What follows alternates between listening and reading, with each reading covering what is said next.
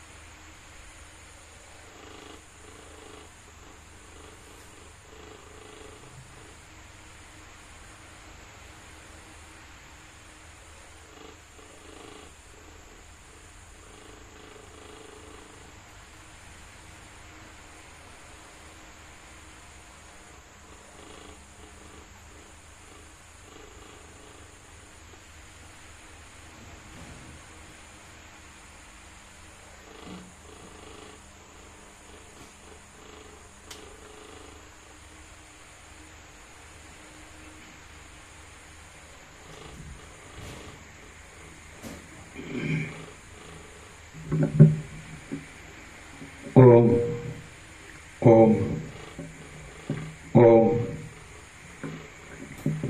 ओम ओम ओम ओम ओम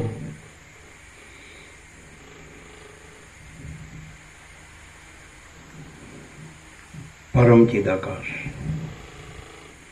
परम ज्योति, अखंड ज्योति, महाचिदाकाश, स्वयं प्रकाश, संपूर्ण प्रकाश, पूर्ण ब्रह्म,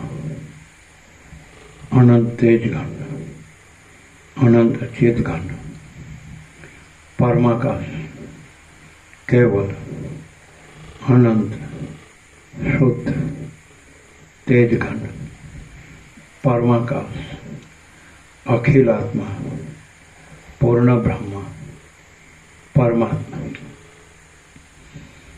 परम चिदाकाश, परम ज्योति, अखंड ज्योति, अनंत पूर्ण परम चिदाकाश, परम शांति, स्वयं सिद्ध, स्वयं प्रकाश, स्वयं पूर्ण, स्वस्वरूप, यही सब कुछ है, इसके सिवा कुछ नहीं है। शून्यवास, अनंत कोटि, महाकल्प है ही नहीं। महाचिदाकाश, स्वयं प्रकाश, संपूर्ण प्रकाश, महाचिदाकाश ज्योति, महाचिदाकाश ज्योति, अनंत, अखंड, अभेद, महाचिदाकाश ज्योति, महातत्व, महासामान्य, महाचिदाकाश, स्वसंवेद्य, सहज निर्विकल्प, महाचिदाकाश, परम कैवल्य, परम शांति, परम चिदाकाश, अनंत पूर्ण निरपेक्ष सत्य, अनंत संपूर्ण अपरिगी निर्भ्रांत निरपेक्ष।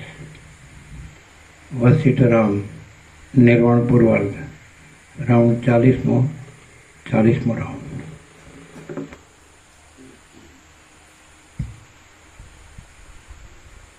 આદ્ય પરબ્રહ્મ સદગુરુ દેવ કી જય. ઓમ શ્રી પરમાત્મને નમઃ. સદગ્રંથોમાં શિરોમણી શ્રી યોગ વાસિષ્ઠ મહારામાયણ નિર્વાણ પ્રકરણ પૂર્વાર્ધ સર્ગ 89મો પેજ નંબર 1049 પેજ નંબર 1049 સર્ગ 89મો હસ્તિકોપાખ્યાન. આ 89મા સર્ગમાં સાંકળ વડે બંધાઈ ગયેલા હાથીએ બંધન તોડી નાખ્યા છતાં પણ પોતાને બાંધનાર અને પોતાની નજીક આવી ગયેલા પોતાના શત્રુ મહાવતને નહીં મારી નાખવાથી પાછો તે ખાઈમાં ગબડી પડશે એ વાત કહેવામાં આવશે. ચુડાલા બોલી, હે સુશીલ રાજા, હવે પછી બુદ્ધિને પરમ બોધ આપનારું એક બીજું મનોહર વૃત્તાંત કહું છું, તે સાંભળો કે જે તમને પોતાને મળતું જ છે. વિંધ્યાચળના વનમાં મોટા હાથીઓના ટોળાના રાજાઓના પણ રાજા એવો એક હાથી છે કે જે અગત્ય ઋષિએ પોતાની આજ્ઞા પાળવાથી પ્રસન્ન થયેલી શુદ્ધ બુદ્ધિ વડે કેમ જાણે પ્રથમના ઉચ્ચ સ્વરૂપવાળો બીજો વિંધ્યાચળ પાછો ઉત્પન્ન કર્યો હોય તેવો લાગે છે. એ હાથીના પ્રલયકાળના અગ્નિની જ્વાળા જેવા દારૂણ અને વજ્રની જ્વાળાના જેવા તીક્ષ્ણ ધોળા બે દાંત છે કે જે મેરુને પણ ઉખેડી નાખવાને સમર્થ છે. જેમ અગત્ય ઋષિએ પોતાની આજ્ઞા વડે વિંધ્યાચળને બાંધી લીધો અને વામનજીએ યાચનાથી બલિરાજાને બાંધી લીધા, તેમ એ હાથીને પણ કોઈ એક મહાવતે ચારે બાજુ લોઢાની સાંકળ રૂપી ઝાડ પાથરી તે વડે બાંધી લીધો. કુંભ સ્થળમાં શસ્ત્રો વાગવાથી પીડાયેલો એ હાથી બંધાઈ જઈ સાંકળના ફાંસામાં ફસાઈ ગયો અને તેથી તેને એવી તો પીડા થઈ કે જે મહાદેવના અપૂર્વ બાણરૂપ અગ્નિમાં બળનારા ત્રિપુરાસુરની પીડાના જેવી અતિ અસહ્ય હતી. હાથીને બંધનમાં નાખી પોતે તેનો શત્રુ બનનાર એ મહાવત દૂરથી નહીં દેખાવાથી તે હાથીએ સાંકળરૂપી ઝાડના પાંજરામાં 3 દિવસ કાઢ્યા. પછી પોતાના ચિત્તમાં દુઃખી થઈ સાંકળરૂપી બેડીને તોડી નાખવાનો યત્ન કર્યો અને પોતાની સૂંઢ વડે જોરથી સાંકળોને પકડી ઘૂઘરાઓના જેવો શબ્દ કર્યો. જેમ બલિરાજાએ દેવદાનવોના યુદ્ધમાં જય મેળવી અમરાવતીના કમાડની સાંકળો તોડી નાખી હતી, તેમ એ હાથીએ પણ માત્ર 2 જ ઘડીની અંદર પોતાના દાંતો વડે પ્રયત્નથી એ સાંકળરૂપી ઝાડને તોડી નાખી. અમરાવતી એટલે ઇન્દ્રની નગરી. જેમ ભગવાને પોતે મેરુ પર્વતમાં પોતાના લોકમાં દૂર રહ્યા છતાં પણ બલિરાજાએ જે ઇન્દ્રની અમરાવતી નગરીને તોડી નાખી હતી, યુદ્ધમાં જીતી લીધી હતી, તે ઐશ્વર્ય બળથી જોયું હતું. તેમ એ મહાવત દૂર હતો તો પણ હાથીએ જે સાંકળરૂપી બેડી તોડી નાખી તે તેના જોવામાં આવ્યું. જેમ બલિરાજાના યજ્ઞમાં વામનજી 3 પગલાં પૃથ્વી માગી લઈ 2 પગલાંથી ભૂલોકને તથા સ્વર્ગલોકને દબાવી લઈ મેરુ પર્વતમાંથી 3જું પગલું બલિરાજાના મસ્તક ઉપર રાખ્યું હતું, તેમ એ મહાવત પણ તાડના ઝાડ ઉપર ચડી જઈ ત્યાંથી હાથીને માથે પડ્યો. પરંતુ પડતા પોતાના કમળના જેવા કોમળ ચરણ વડે હાથીના મસ્તક ઉપર નહીં પડી શકાયાથી પાકી ગયેલા અને પવનના ઝપાટાથી પૃથ્વી પર પડી ગયેલા ફળની પેઠે વ્યાકુળ થઈ પૃથ્વી ઉપર પડ્યો. એ મોટા હાથીને પોતાની પાસે પડેલા મહાવતને જોઈ દયા આવી, કેમ કે સત્પુરુષો દૈવયોગથી પશુ પક્ષી આદિ અધમ યોનિમાં હોય તો પણ તેઓ દયા આદિ અનેક ઉત્તમ ગુણોથી ચળકતા જ રહે છે. આ મહાવત મારી પાસે પડી ગયો છે તો તેને મારી નાખવામાં શી બહાદુરી છે, એમ વિચાર કરી તે હાથીએ મહાવત પોતાનો શત્રુ હોવા છતાં તેને મારી નાખ્યો નહીં. પરંતુ જેમ જળનો જબરો પ્રવાહ બાંધેલી પાળને તોડી નાખી બહાર નીકળી જાય છે, તેમ એ હાથી પણ માત્ર બેડીના જેવી સાંકળને ઝાડને તોડી નાખી બહાર જતો રહ્યો. એ હાથીએ મહાવતને મારવાના સંબંધમાં દયા લાવી જેમ આકાશમાં વાદળાઓના સમુદાયને દૂર કરી સૂર્યનારાયણ ઉદય પામે છે, તેમ સાકરની જાળને તોડી નાખી પલાયન કર્યું. હાથીના જતા રહ્યા પછી શરીર અને બુદ્ધિએ બંનેને સ્વસ્થ કરી મહાવત ઊભો થયો અને તેની પીડા પણ હાથીની સાથે ગણે છેટે જતી રહી. એ મહાવત તાડના ઝાડની ઊંચી ટોચ ઉપરથી ઉપર જણાવ્યા પ્રમાણે પડી ગયો તો પણ તેનું માથું કે હાથ પગ આદિ કશું ભાગી ગયું નહીં, કેમ કે દુષ્ટ પુરુષોના શરીરો કેમેય ન ભાગે તેવા મજબૂત હોય છે, એમ હું માનું છું. જેમ વર્ષા ઋતુમાં વાદળા વૃદ્ધિ પામે છે, તેમ દુષ્ટ પુરુષોનું બળ પણ અધમ કાર્યમાં વૃદ્ધિ પામે છે. તેથી એક વખત પોતે મહાસંકટમાં આવી પડ્યા છતાં પણ ફરી વળી પાછો એ મહાવત ફરવામાં વધારે ઉત્સાહ રાખવા લાગ્યો. જેમ દ્રવ્યની વૃદ્ધિ ઈચ્છનાર કોઈ નિર્ધન પુરુષ પોતાની પાસે એક વખત ખજાનો આવ્યા પછી પાછો જતો રહે તેથી દુઃખી થાય, તેમ એ મહાવતને પણ પોતાના ઉપાયો નિષ્ફળ જવાથી તથા હાથી એક વખત બંધાઈ ગયા છતાં પાછો નીકળી જવાથી ઘણું દુઃખ થયું. જેમ વાદળામાં ઢંકાઈ રહેલા ચંદ્રમાને રાહુ પીડવા માટે શોધે, તેમ એ મહાવતે પણ ઝાડીમાં છુપાઈ રહેલા એ હાથીને શોધવા માંડ્યો.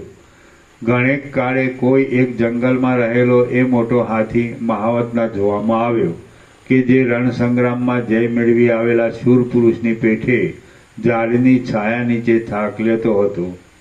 પછી એ મહાવતે જેમ વિધાતાએ આ પૃથ્વીને સર્વ દિશાઓમાં સમુદ્રરૂપ કુંડાળાથી વીંટી લીધેલી છે, તેમ જે પ્રદેશમાં એ હાથી જોવામાં આવ્યો તે પ્રદેશની નજીક ચોતરફ એ હાથીને પકડવા અનેક મનુષ્યોની સહાયવાળી પોતાના રાજાએ આપેલી પ્રબળ સાધન સંપત્તિ વડે એક ખાઈ ખોદાવી કુંડાળું કરી લીધું કે જેથી એ હાથી બંધનમાં આવી જાય.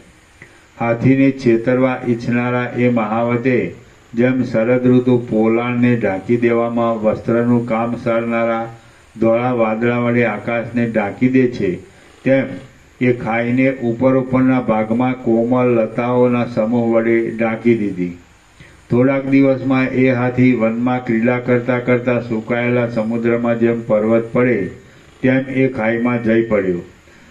જંગલમાં ફરનાર એ હાથી ઉપર જણાવ્યા પ્રમાણે મહાવતની છળ ભરેલી યુક્તિથી કુંડાળા જેવા ગોળ આકારવાળા પાતાળ તલના જેવા ભયાનક હાથીરૂપી રત્નને તાબે કરવામાં પાંજરાનું કામ સારનાર ને કૂવાના જેવા ઊંડા એ ખાઈરૂપી સૂકા સમુદ્રના નીચેના ભાગમાં પડી જઈ ફરીવાર પાછો બહુ મજબૂતીથી બંધનમાં આવી ગયો કે જે હજી સુધી એ ખાઈમાં પાતાળમાં રહેલા બળીરાજાની પેઠે દુઃખ વડે પોતાના દાડા કાઢે છે. જો એ હાથીએ પ્રથમ પોતાની પાસે પડેલા એ પોતાના શત્રુને મહાવતને તે વખતે જ મારી નાખ્યો હોત તો પોતાને જે ફરીવાર ખાઈમાં પડી જઈ બંધાઈ જવાથી દુઃખ ખમવું પડ્યું તે ખમવું પડત નહીં. જે પુરુષ અજ્ઞાનને લીધે વર્તમાનકાળના પુરુષ પ્રયત્નના ક્રમ વડે ભવિષ્યકાળને સુધારતો નથી, અર્થાત ઉત્તરકાળમાં પોતાને પાછું દુઃખ આવી ન પડે એવો વિચાર જે આગળથી જ નથી રાખતો, તે આ વિંધ્યાચળના હાથીની પેઠે દુઃખી થાય છે. હું સાંકળોરૂપી બેડીમાંથી છૂટો થયો છું એમ સમજી હાથી પ્રસન્ન થયો અને દૂર જતો રહ્યો, તો પણ પાછો તે મહાવતના બંધનમાં સપડાઈ ગયો, કેમ કે અજ્ઞાન કયે ઠેકાણે બંધન નથી આપતું, સર્વત્ર તે બંધનકારક જ છે. હે મહાત્મા શીખીદ્વત, આત્મા પોતે સદા બંધ વગરનો અને મુક્ત જ છે, છતાં હું બંધાયેલો છું એવું જે મનમાં આવવું એ એક અજ્ઞાન છે અને એ જ બંધનકારક છે. માટે એ પાશમાંથી જ છૂટવા સારું આ ત્રણેય લોક આત્મામાંથી જ ઉત્પન્ન થયેલા છે તથા તે સગળું આત્મામય જ છે એમ સમજો. બાકી અજ્ઞાની પુરુષને તો આત્મા જ એટલે પોતે જ બધા દુઃખરૂપી બીજો ઉગવાનું ક્ષેત્ર થાય છે. શ્રી યોગવાસિષ્ઠ મહારામાયણમાં નિર્વાણ પ્રકરણના પૂર્વાર્ધનો હસ્તિકોપાખ્યાન નામનો સર્ગ 89મો સમાપ્ત. સર્ગ 90મો મૂર્ખના આખ્યાનનું તાત્પર્ય. આ 90મા સર્ગમાં કુંભના રૂપે આવેલી ચુડાલા રાજા પાસે ચિંતામણીના અને કાચના ઉત્તમ આખ્યાનનું તાત્પર્ય વિસ્તારથી કઈ બતાવશે. શિખીધ્વજ રાજા બોલ્યો, હે દેવપુત્ર, ચિંતામણી સાધનારની અને વિંધ્યાચલના હાથીના બંધન આદિની કથાના સમૂહથી આપે મને જે સૂચના આપી તે ફરીને પાછી મને સ્પષ્ટ રીતે આપ સમજાવો. ચુડાલા બોલી, તમારા હૃદયરૂપી ઘરને વિશે ચિત્તરૂપી બિંતમાં સામાન્ય રૂપે દોરાયેલા આ વિચિત્ર કથારૂપી ચિત્રને હું પાછું વિશેષ રૂપે તમારી પાસે આબેહૂબ ખડું કરી બતાવું છું. તમે તે વાક્યના અર્થમાં બરાબર ધ્યાન રાખીને સાંભળો. હે રાજા, શાસ્ત્રોના અર્થમાં કુશળ છતાં તત્વજ્ઞાનને ન જાણનાર એવો મેં જે ચિંતામણી સાધનાર કહ્યો છે તે તમે પોતે જ છો.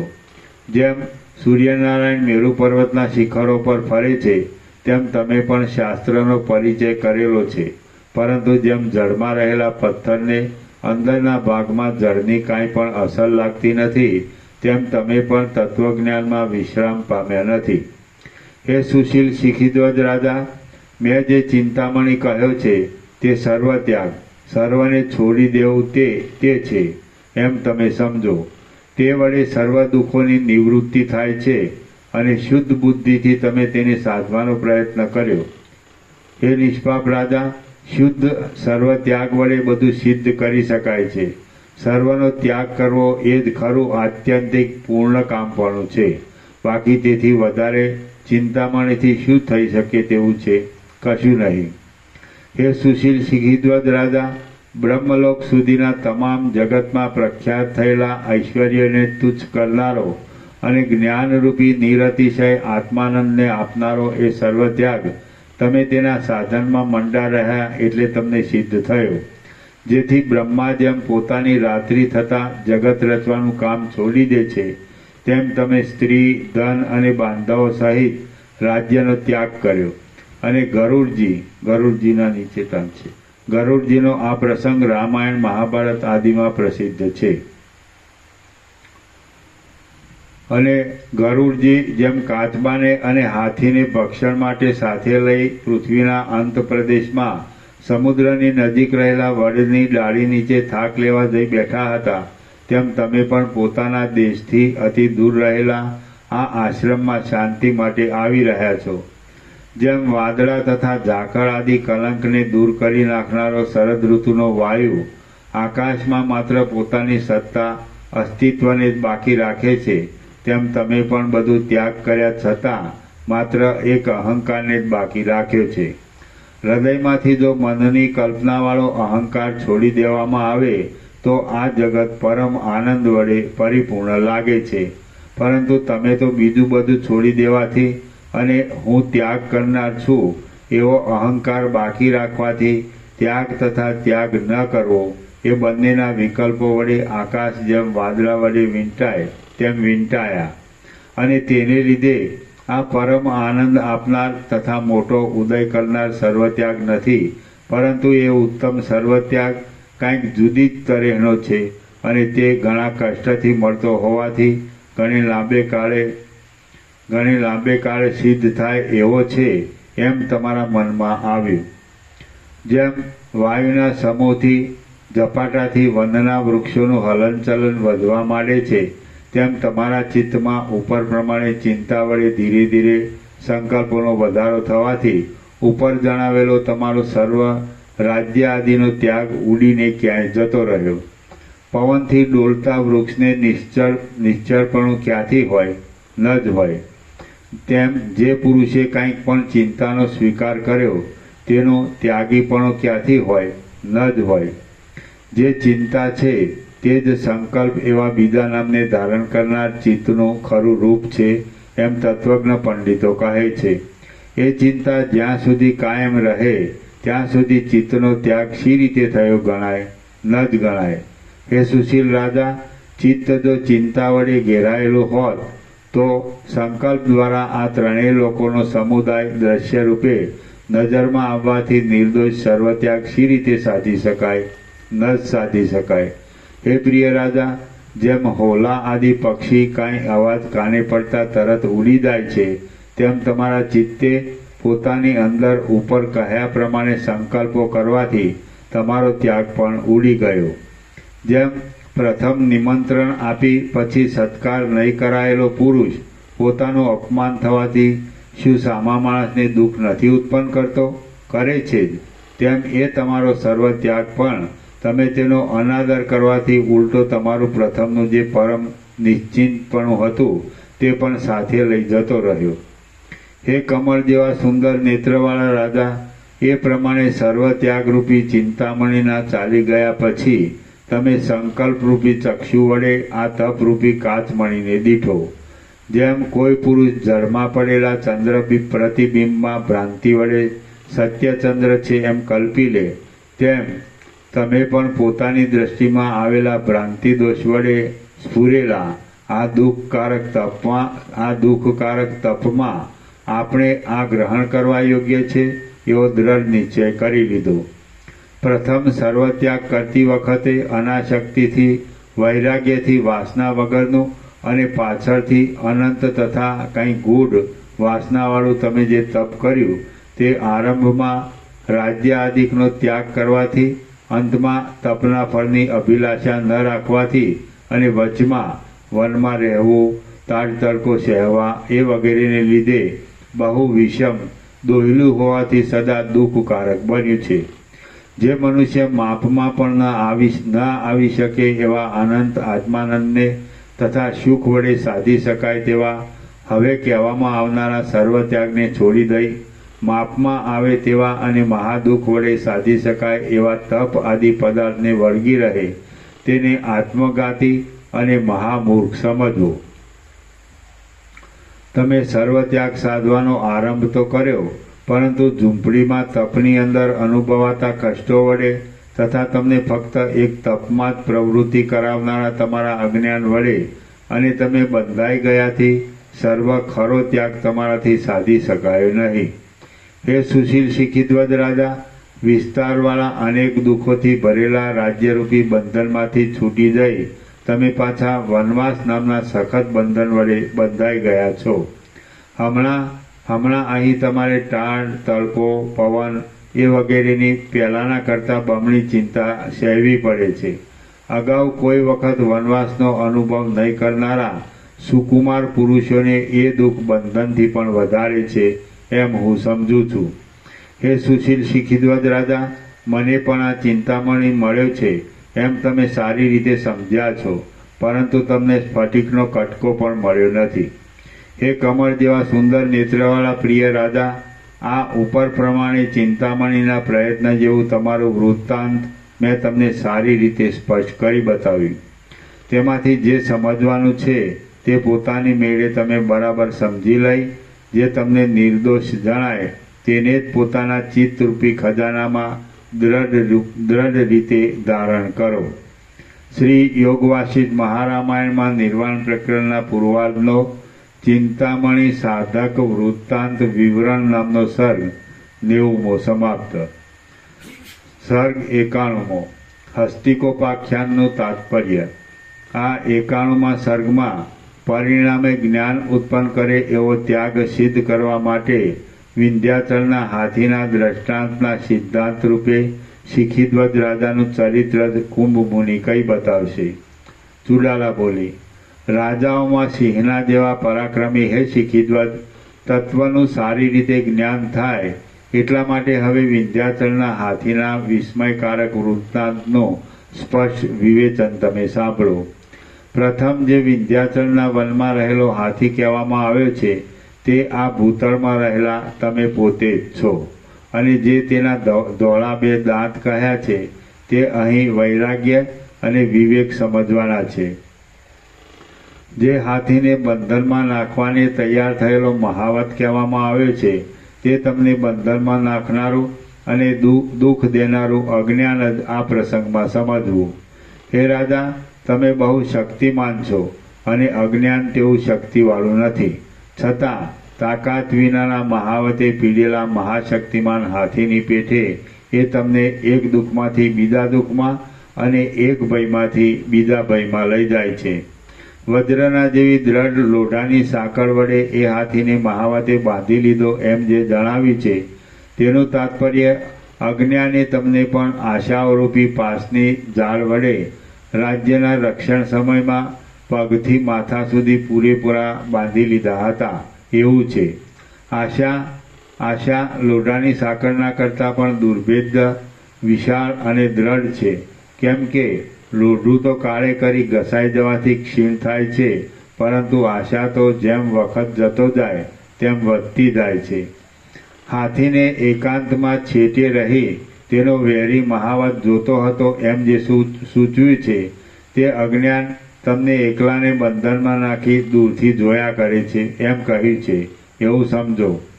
હાથીએ જે પોતાના શત્રુનું રચેલું સાંકળોની ઝાડરૂપી બંધન તોડી નાખ્યું એમ જણાવ્યું છે તેનો અભિપ્રાય કોઈ પણ જાતના કષ્ટ વિના તમે ભોગવી શકો તેવું રાજ્ય અજ્ઞાનકૃત બંધનનો ત્યાગ કર્યો એવો નીકળે છે.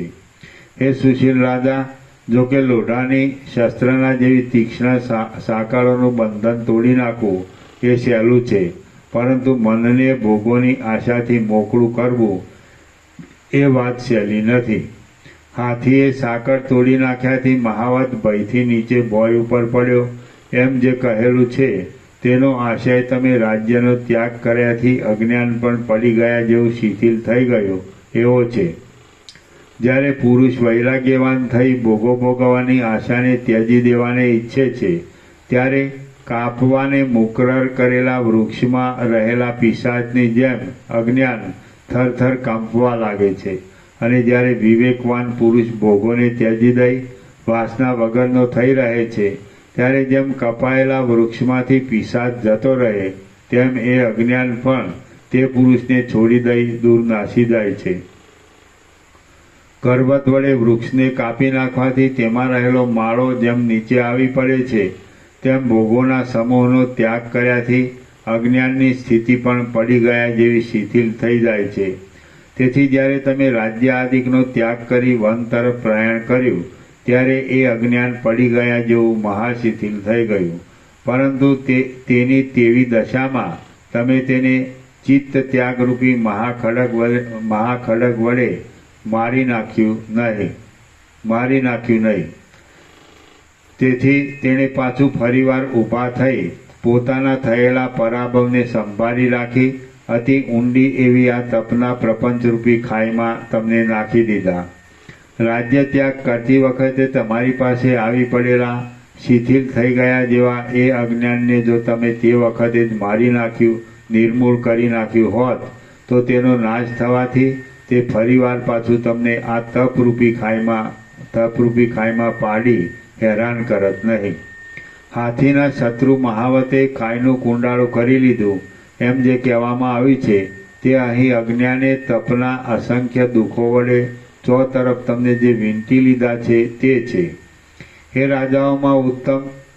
રાજાઓમાં ઉત્તમ શિખીધ્વજ, એ મહાવતને રાજાના તરફથી ખાઈ કરવાના સાધનોની જે મદદ મળી હતી તે અહીં આ તમારા પ્રસંગમાં અવિવેકરૂપી રાજાના તરફથી મદદરૂપે આપવામાં આવતી અને અવિવેકનું અંદરનું ઐશ્વર્ય બતાવનારી ચિંતા જ સમજવાની છે. હે સુશીલ રાજા, એ પ્રમાણે તમે વસ્તુતઃ હાથી નહીં હોવા છતાં ઉપર જણાવ્યા મુજબ લક્ષણ વડે બરાબર મળતાપણું આવવાને લીધે આ સંસારરૂપી જંગલમાં હાથી રૂપ જ છો અને તમારા અજ્ઞાનરૂપી શત્રુઓ ચારે તરફ આ તપરૂપી ખાઈ કરી તેમાં તમને પોતાના છળના બળથી બાંધી લીધેલા છે. એ ખાઈનું કુંડાળું જે ઉપરથી કોમળ લતાઓ વડે ઢાંકી દીધાનું કહેવામાં આવ્યું છે તે ઉપરથી ઢંકાયેલું તપનું દુઃખ જ સમજવાનું છે. હે રાજા, એ રીતે દુઃખકારક અને દારૂણ આ તપરૂપી ખાઈમાં તમે પાતાળ તળમાં બંધાઈ રહેલા બલિરાજાની પેઠે જ આ દિવસ સુધી બંધાઈ રહ્યા છો. આ હાથીના આખ્યાનમાં તમે પોતે જ હાથી રૂપે કહેવામાં આવ્યા છો. આશાઓ શૃંખલાઓ રૂપે કહેવાય છે, અજ્ઞાન મહાવત રૂપે કહ્યું છે, પાછું આ ઉગ્ર તપમાં બંધાઈ જવું એ ખાઈ રૂપે કઈ બતાવ્યું છે, અને આ પૃથ્વીતળ વિંધ્યાચલ રૂપે કહેલ છે. એ પ્રમાણે આ આખ્યાનથી મેં તમારું જ બધું વૃત્તાંત નિવેદન કર્યું છે, માટે જે કરવાનું હોય તે કરો. શ્રી યોગ વાસિષ્ઠ મહારામાયણમાં નિર્વાણ પ્રકરણના પૂર્વાર્ધનો હસ્તિકોપાખ્યાન તાત્પર્ય વિવરણ નામનો સર્ગ 91મો સમાપ્ત. સર્ગ 92મો શિખીધ્વજનો ત્યાગ. આ 92મા સર્ગમાં કુંભના વચન સાંભળી સર્વત્યાગ કરવાને તૈયાર થયેલો રાજા સર્વ વનાદિમાંથી મમત્વ છોડી દઈ વાસણ વગેરે સામાનને અગ્નિમાં બાળી નાખશે એ કથા કહેવામાં આવશે. ચુડાલા બોલી, તમે જ્યારે રાજ્યમાં રહ્યા હતા ત્યારે નીતિવાળી અને જાણવાનું સર્વ જેને જાણી લીધું છે એવી ચુડાલાએ તમને જે જ્ઞાન આપ્યું હતું તેનો તમે શા માટે અંગીકાર કર્યો નહીં? હે રાજા, એ ચુડાલા તત્વવેત્તાઓમાં મુખ્ય છે. તે જે કહે છે તે પોતે કરે છે. તે સર્વ સત્ય અને આદરથી આચરણ કરવા યોગ્ય છે. હે રાજા, જો તમે એ ચુડાલાના વચનનો અંગીકાર ન કર્યો હોય તો પછી સર્વત્યાગને શા માટે સ્થિર ન કર્યો? શિખીધ્વજ રાજા બોલ્યો, હે પ્રિય દેવપુત્ર, મેં રાજ્યનો ત્યાગ કર્યો, ઘર છોડી દીધું, તેઓ અતિ રમણીય દેશ પણ છોડી દીધો અને સ્ત્રીનો પણ ત્યાગ કર્યો છે. તેમ છતાં મેં સર્વત્યાગ કેમ નથી કર્યો? ચુડાલા બોલી, ધન, સ્ત્રી, ઘર, રાજ્ય, ભૂમિ અને બંધુઓ એ સર્વ તત્વદર્શીથી જોતા તમારું છે જ નહીં. તો પછી તમે શો સર્વત્યાગ કર્યો? વળી તમે ત્યાગ નહીં કરેલો એવો એક પણ સર્વથી મુખ્ય ભાગ બાકી રહી ગયો છે કે જેનો નિર્મૂળપણે ત્યાગ કર્યાથી તમે શોક રહિત થઈ જશો. શિખીધ્વજ રાજા બોલ્યો, જો એ સર્વ રાજ્ય મારું ન હોય તો પર્વત અને વૃક્ષ આદિ જાડીવાળું આ વન મારું છે તેનો પણ હું ત્યાગ કરી દઉં છું. વશિષ્ઠ બોલ્યા, હે રામચંદ્રજી, એવા કુંભ દેવપુત્રના વાક્ય સાંભળી જીતેન્દ્રિય રાજા શિખીધ્વજે બહુ જ દ્રઢ નિશ્ચય રાખી જેમ વર્ષા ઋતુનો નદીનો પ્રવાહ કાંઠે રહેલા ધૂળના સમૂહને ઘસડી જાય તેમ પોતાના મન વડે એક પળવારમાં એ વન વિશેનું મમત્વ છોડી દીધું. શિખીધ્વજ રાજા બોલ્યા, વૃક્ષ, પર્વત ને ગુફા સહિત આ વનમાંથી મેં મારું મમત્વ મૂકી દીધું, તેથી હવે મારો સર્વ ત્યાગ સિદ્ધ થયો. કુંભમુનિ બોલ્યા, આ પર્વત પ્રદેશ, વન, ગુફાઓ, જળ અને વૃક્ષના સ્થાન એ બધું તત્વદર્શીથી તમારું છે જ નહીં. તો પછી તમારો સર્વત્યાગ ક્યાંથી થયો ગણાય? હજી તમે ત્યાગ નહીં કરેલો સર્વથી મુખ્ય એક ભાગ બાકી રહી જાય છે. તેનો નિર્મૂળપણે ત્યાગ કર્યાથી તમે શોક વગરના પરમ આનંદરૂપ થઈ જશો. શિખીધ્વજ રાજા બોલ્યો, પર્વત વગેરે મારા નથી તો આ આશ્રમ, વાવ અને ઝૂંપડી તો મારા છે, તેનો પણ હું તરત ત્યાગ કરું છું. વશિષ્ઠ બોલ્યા, હે રામચંદ્રજી, કુંભના વાક્ય વડે સૂચના મળવાથી ઉપર પ્રમાણે બોલતા જીતેન્દ્રિય અને શૂરવીર એ શિખીધ્વજ રાજાએ પવન જેમ પોતાની સત્તાથી ઉડેલ ધૂળના સમૂહને પાછો પોતાની સત્તા વડે શાંત કરી દે તેમ પોતાના ચિત્તમાં આવતું એ આશ્રમનું મમત્વ પણ પોતાની શુદ્ધ બુદ્ધિ વડે ત્યજી દીધું.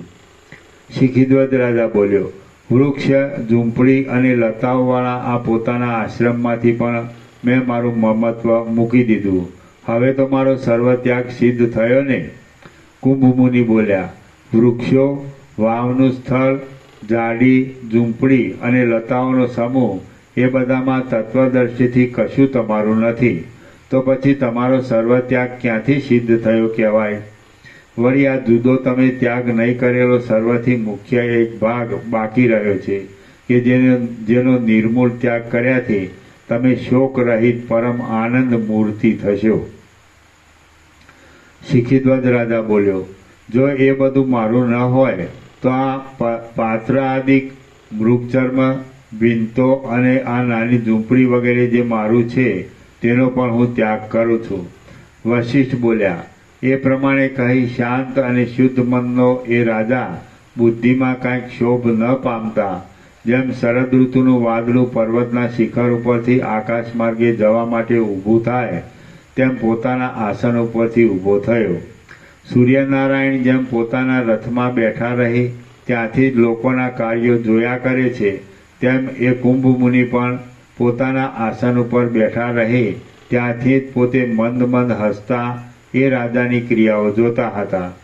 એ રાજા જે કરે છે તે ભલે કરે, એ કર્મ તેને બહુ પવિત્ર કરનાર છે એમ સમજી કુંભ મુનિએ મૌન ધારણ કરી શિખીધ્વજ રાજા તરફ જોયા કર્યું. જેમ સમુદ્રની નીચી જમીન ઊંચી જમીનમાં પડેલ વરસાદ, નદી આદિનું જળ પોતાનામાં એકઠું કરી રાખે છે, તેમ એ રાજાએ પોતાનો સર્વ પાત્ર વગેરે સામાન એક ઠેકાણે એકઠો કર્યો અને તેને એકઠો કરી જેમ સૂર્યનારાયણ સૂર્યકાંત મણીમાં પોતાના કિરણો રૂપે પ્રવેશ કરી તેમાં રહેલા દેવતાને સળગાવે, તેમ એ શિખીધ્વજ રાજાએ એ સૂકા લાકડા વડે દેવતા સળગાવ્યું. જેમ સૂર્યનારાયણ પ્રલય સમયે સર્વ પદાર્થોને બાળી અગ્નિમય કરી પોતે મેરુ પર્વત પર ચાલ્યા જાય, તેમ એ રાજા પણ પાત્ર વગેરે પોતાનો બધો સામાન પોતે પ્રજ્વલિત કરેલા અગ્નિમાં નાખી પોતાના આસન ઉપર જઈ બેઠો. હે પતિ ભક્તિ પરાયણ રુદ્રાક્ષની માળા, બીજાને કલેશ આપી પોતાનો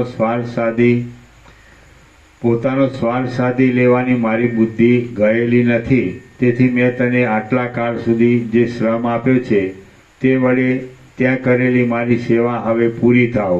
હમણાં ભ્રાંતિ મટી જવાથી તું મને કાંઈ ઉપકારક જણાતી નથી.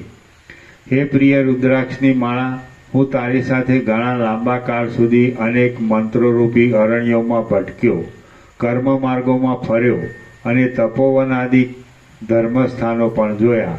હવે હું આરામ લઉં છું એમ પોતાની રુદ્રાક્ષની માળાને કહી જેમ આકાશમાં રહેલા નિર્મળ તારાસમૂહને પવન પ્રલયકાળના અગ્નિમાં ફેંકી દે, તેમ શિખીધ્વજ રાજાએ એ સ્ફટિક માળાને અગ્નિમાં ફેંકી દીધી. હે મૃગચર્મ, તું વનના મૃગથી જુદું પડવાથી હું કે જે મનુષ્યોમાં મૃગના જેવો અતિ અજ્ઞાની છું, તેણે માત્ર અજ્ઞાનને લીધે આજ દિવસ પર્યંત આ દર્ભાસન ઉપર તને બિછાવેલું છે, એ તારો મારા ઉપર મોટો ઉપકાર થયો છે. હવે તું પોતાના મૂળ કારણમાં લઈ જવા માટે વિદાય થા અને તારો માર્ગ સુખેથી નિર્વિઘ્ન જતો રહો. આ તારાઓવાળું આકાશ બરાબર તારા જેવું છે, માટે તું પણ આ અગ્નિ વડે આકાશરૂપ થઈ જા, શૂન્યમાં મળી જા. એમ કહી જેમ પ્રલયકાળનો પવન પર્વતોને સમુદ્રમાં ખેંચી લાવી દાવાનળમાં બાળી નાખે, તેમ પોતાના બંને હાથ વડે દર્ભાસન ઉપરથી તે મૃગચર્મને ઉપાડી લઈ અગ્નિમાં બાળી નાખ્યું. હે સુંદર કમંડલુ, તારા ઉત્તમ ગોળ આકારથી અને સારા વર્તનથી ત્યાં જળ ધારણ કરી મારી જે સેવા કરી છે તેનો મારાથી કાંઈ બદલો વાળી શકાયો નથી. સુંદર સ્નેહ, સ્થિર સૌજન્ય અને સુશીલતા એ સર્વનું તું જ પરમ પાત્ર છે. હે મિત્ર કમંડલુ, જે અગ્નિ વડે તું પોતાના દેહને શુદ્ધ કરી મારી પાસે આવેલું છે, તે અગ્નિ વડે પાછું શુદ્ધ થઈ તું વિદાય થા. તારો માર્ગ નિર્વિઘ્ન સુખેથી જતો રહો. એમ કહી તે કમંડલુ કોઈ ક્ષોત્રિય વૈદિક બ્રાહ્મણને આપી દીધું. હે દર્ભાસન, જે સારો પદાર્થ હોય તે અગ્નિને કે કોઈ યોગ્ય મહાત્માને આપી દેવો જોઈએ. તેને લીધે તથા જેમ મૂર્ખ માણસની મતિ છુપા પાપમાં જઈ પડે છે, તેમ તું પણ હંમેશા પૃથ્વી પર નીચે જ પડે છે. માટે તને બાળીને ભસ્મ કરી નાખવું એ જ યોગ્ય છે, તો તું ભસ્મ થઈ જા. એમ કહી એ અતિ કોમળ દર્ભાસનને ઉપાડી બ્રહ્મ ચૈતન્યમાં પોતે શાંતિ લેવા માટે તથા તેની શુદ્ધિ માટે બળતા અગ્નિમાં ફેંકી દીધું. જે કાંઈ ત્યાગ કરવાનું હોય તેને તરત જ ત્યજી દેવું યોગ્ય છે, કેમ કે જો એ પાત્રાદિક હશે તો વળી બીજા પણ તેને અનુકૂળ પદાર્થો ભેગા થશે. કારણ કે લોકમાં પણ તેવી જ એક ઉપાધિ હોય તો બીજી ઉપાધિ વધી જવાની રીતિ દેખાય છે. માટે આ સર્વ પાત્ર સમુદાયને તરત અગ્નિમાં બાળી દઉં છું. જો એ બધું બાળી નાખવાનું અગ્નિ એક વખતે જ બાળી નાખે તો મને સંતોષ થાય. હું નિષ્ક્રિયપણું પામવા માટે આ સઘળો કર્મ કરવાનો સામાન ત્યજી દઉં છું. હે સુશીલ દેવપુત્ર, આ વિષયમાં તમારે કાંઈ પણ ખેદ કરવો નહીં, કેમ કે અયોગ્ય પદાર્થને કોણ સંગ્રહી રાખે? કોઈ ન સંગ્રહી રાખે. એમ કહી તરત જ શિખીધ્વજ રાજાએ જેમ કાળ સર્વ જગતને પ્રલય સમાનના તેજમાં બાળી નાખે પ્રલય સમયના તેજમાં બાળી નાખે તેમ એ સઘળો ભોજન પાત્ર આદિ વનવાસને ઉપયોગી પાત્ર સમુદાય એક જ વખતે અગ્નિમાં બાળી નાખ્યો. શ્રી યોગ વાસિષ્ઠ મહારામાયણમાં નિર્વાણ પ્રકરણના પૂર્વાર્ધનો સર્વ ત્યાગ કરણ નામનો સર્ગ 92મો સમાપ્ત. સર્ગ 93મો શિખીધ્વજને ત્યાગનો બોધ. આ 93મા સર્ગમાં બધો સામાન બાળી નાખી પછીથી પોતાનો દેહ ત્યાગ કરવાને તૈયાર થયેલા એ રાજાને રોકી રાખી કુંભમુનિ ચિત્ત ત્યાગને માટે બોધ કરશે એ કથા કહેવામાં આવશે. વશિષ્ઠ બોલ્યા, પછી શિખીધ્વજે જેમાં મૂર્ખ મને નકામી મમતા બાંધી હતી તેવી પોતાની ઝૂંપડી પણ બાળી મૂકી અને જે કાંઈ પાત્ર સમૂહ વલકલ આદિ વસ્ત્ર તથા અન્નાદિક અને લાકડા સમિધા વગેરે જે કંઈ બાકી રહ્યું હતું તે સર્વ પ્રસન્ન થયાની પેટે સમાન બુદ્ધિ રાખી મનમાં હર્ષ શોકાદિનો આવેશ ન લાવતા મૌન ધારણ કરી ક્રમે કરી કેટલુંક બાળી નાખ્યું, કેટલુંક ફેંકી દીધું, કેટલાકનો ત્યાગ કર્યો અને કેટલુંક ભાગી નાખ્યું. પ્રથમ માણસો હોવાને લીધે અને પછીથી સર્વ જતા રહેવાને લીધે તે રાજાનો આશ્રમ વીરભદ્રના બળથી ચૂંથાઈ ગયેલી દક્ષ પ્રજાપતિની યજ્ઞશાળાના જેવો મહાભયંકર થઈ ગયો. જેમ અગ્નિ વડે બળતા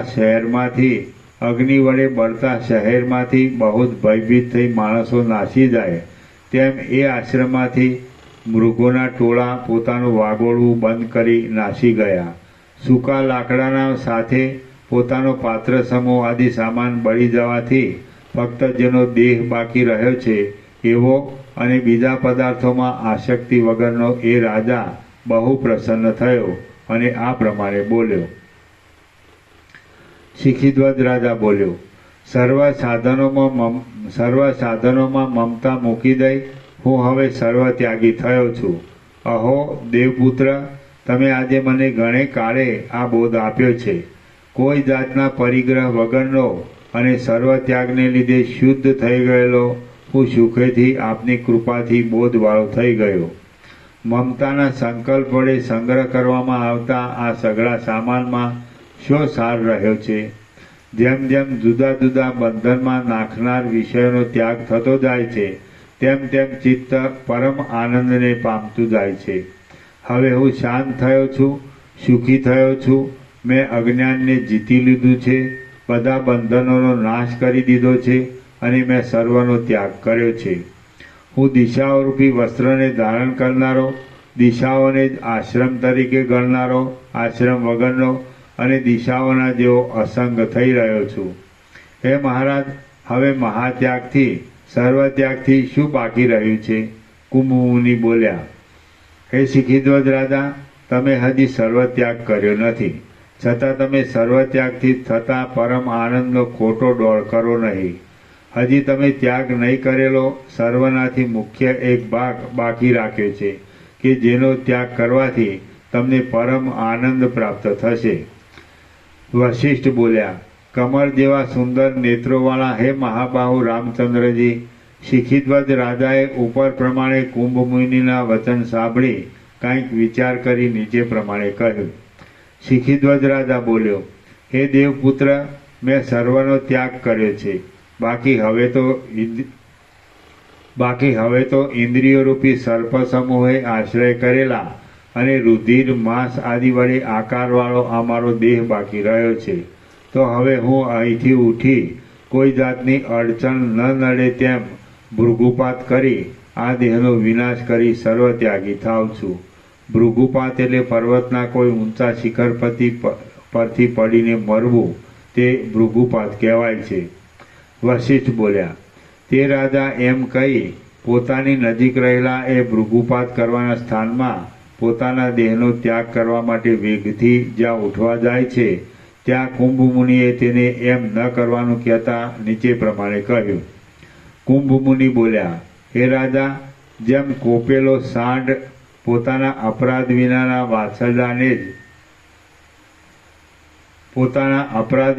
વાસરડાને જ મારે તેમ તમે અજ્ઞાનથી આ નિરપરાધી દેહનો ભૃગુપાત કરવાને શા માટે તૈયાર થયા છો? એ તુચ્છ દેહ તો જડ અને ક્રિયા વગરનો છે અને તમને તપ કરવામાં ખૂબ ઉપયોગી થયેલો છે. એણે કોઈ જાતનો તમારો અપરાધ કર્યો નથી, માટે તે શરીરનો નકામો ત્યાગ કરો નહીં. એ દેહ તો ધ્યાનીની પેઠે એક ફક્ત પોતાને વિશે જડ થઈ રહ્યો છે, અને જેમ જડ લાકડાને તરંગ હલાવે છે તેમ એ જડ દેહને કોઈ બીજો જ પ્રવૃત્તિ કરાવે છે.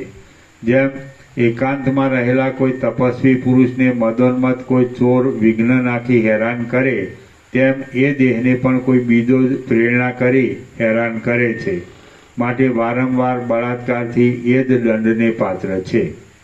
જેમ કોઈ ફળવાળું ઝાડ વાયુના ઝપાટાથી પોતાનું કાંઈ ફળ આદિ ખરી પડે તો ઈશ્વરના ઘરથી અપરાધી ગણી શકાતું નથી. તેમ આ જડ શરીરમાં સુખ દુઃખાદિ ઉત્પન્ન થાય છે તો પણ એ શરીર અપરાધી ઠરતું નથી. જેમ વૃક્ષ ઉપરના પાંદડા, ફળો અને પુષ્પોને પવન હલાવી પાડી નાખે તો શું સુંદર વૃક્ષે અપરાધ કર્યો ઠરે? ન જ ઠરે. તેમ દેહને કોઈ બીજો જ પ્રેરી સુખ દુઃખાદિક ઉત્પન્ન કરે તેમાં એ દેહે શું તમારું સુગ્ન આત્માને અપરાધ કર્યો ઠરે? ન જ ઠરે. હે કમળ સમાન સુંદર નેત્રવાળા રાજા, શરીરનો ત્યાગ કર્યાથી પણ તમારો સર્વ ત્યાગ સિદ્ધ થશે નહીં, કેમ કે તેનો ત્યાગ કરવો ખૂબ કઠણ છે. તમે આ નિરપરાધી શરીરનો વૃથા નાશ કરો છો, કારણ કે શરીરનો ત્યાગ કરવાથી તમે સઘળું ત્યજ્યું તેમ ગણાશે નહીં.